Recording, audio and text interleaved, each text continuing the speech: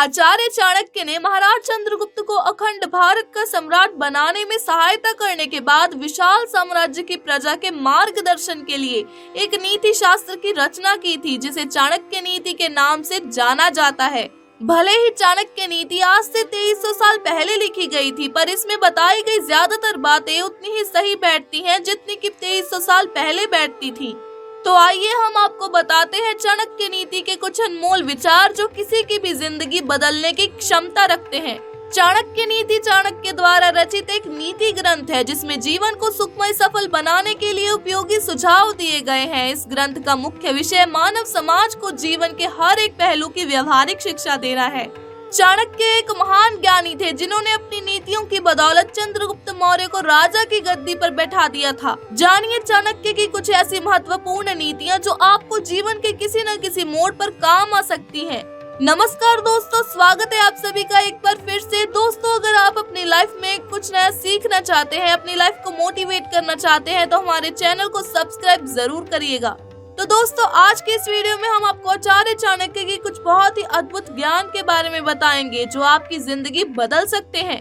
दोस्तों, चाणक्य नीति के 10वें अध्याय में आचार्य चाणक्य ने कहा है कि दृष्टि से देखकर रखना चाहिए, कपड़े से शुद्ध करके पानी पीना चाहिए, शास्त्र से शुद्ध करके सज्जन बोलना चाहिए और मन में विचार करके कार्य करना चाहिए। धन से हीन व्यक्ति हीन नहीं गिना जाता, निश्चय है कि वो धनी है। विद्या धन से हीन व्यक्ति ही सभी चीजों में हीन है। यदि सुख चाहिए तो विद्या को छोड़ दो, यदि विद्या चाहिए तो सुख को छोड़ दो। सुख की इच्छा करने वाले को विद्या कैसे प्राप्त होगी और विद्यार्थी को सुख कैसे होगा? कवि क्या क्या नहीं देखते, स्त्रियां क्या नहीं कर सकती, मदिरा पीने वाले क्या क्या नहीं बकते, कौए क्या क्या नहीं खाते। निश्चय है कि विधि यानी कि भाग्य रंक को राजा और राजा को रंक बना देता है। ये धनी को निर्धन और निर्धन को धनवान बना देता है। लोगों का शत्रु भिक्षुक है, मूर्खों का शत्रु ज्ञानी है, व्यभिचारिणी स्त्री का शत्रु पति है और चोरों का शत्रु चंद्रमा है। जिसके पास न विद्या है, न तप है, न दान है और न धर्म है, वो इस धरती पर भार स्वरूप मनुष्य रूपी मृगों यानी पशुओं के समान घूम रहे हैं। गंभीरता से ही मनुष्य पर कोई उपदेश लागू नहीं होता, वैसे ही जैसे मल्याचल के संग भी बांस चंदन नहीं बन जाता। जिनको स्वाभाविक बुद्धि नहीं है या जो कुशाग्र नहीं है, उसके लिए शास्त्र क्या कर सकता है, वैसे ही जैसे अंधे के लिए दर्पण क्या कर सकता है, अर्थात शास्त्र भी बुद्धिहीन को बुद्धि नहीं दे सकता। वैसे ही यदि कोई नेत्रहीन है, उसके लिए दर्पण नेत्र नहीं दे सकता। दुर्जन को सज्जन बनाने का इस पृथ्वी पर कोई उपाय नहीं है। वैसे ही जैसे सैकड़ों बार धोने के बाद भी मल त्याग वाली इंद्री श्रेष्ठ नहीं बन सकती।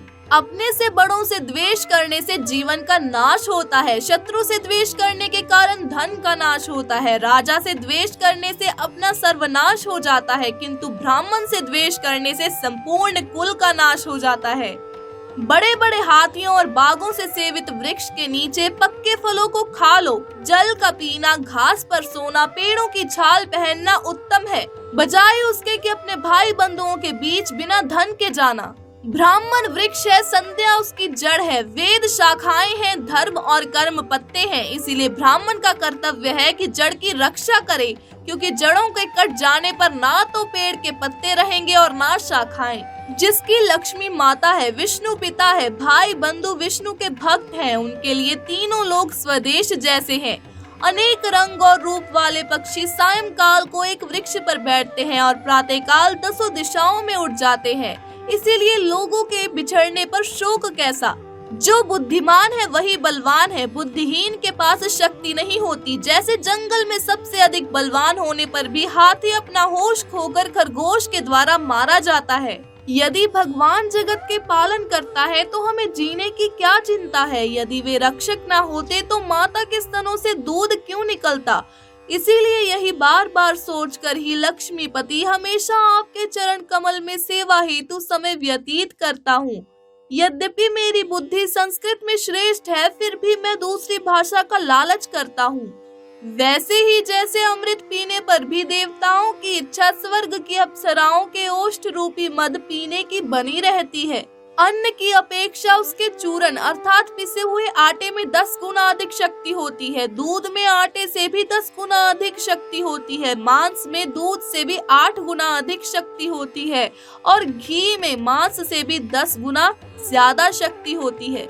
साग खाने से रोग बढ़ते हैं, दूध से शरीर बलवान होता है जिससे वीर्य यानी शक्ति बढ़ती है और मांस खाने से मांस बढ़ता है। आज के लिए बस इतना ही। कैसी लगी आपको हमारी आज की ये वीडियो हमें कमेंट सेक्शन में जरूर बताएं। अगर आपको हमारी आज की वीडियो अच्छी लगी हो तो वीडियो को लाइक करें, ज्यादा से ज्यादा शेयर करें और हमारे चैनल को सब्सक्राइब जरूर करें ताकि ऐसी ही ज्ञानवर्धक जानकारी आप तक सबसे पहले पहुंचे। वीडियो को अंत तक देखने के लिए आपका बहुत बहुत धन्यवाद।